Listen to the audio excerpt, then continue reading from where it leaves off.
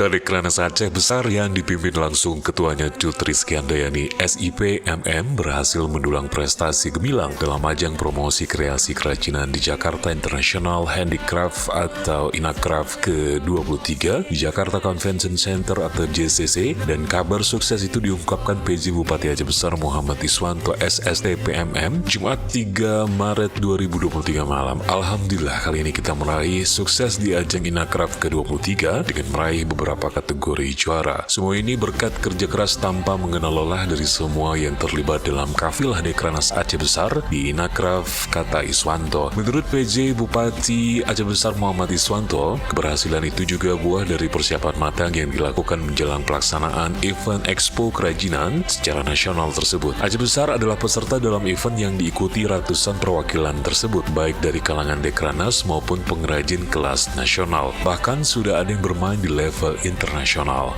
Dari Aceh sendiri yang ikut selain Aceh Besar adalah Kota Banda Aceh, Biren, Aceh Utara, Aceh Tamiang.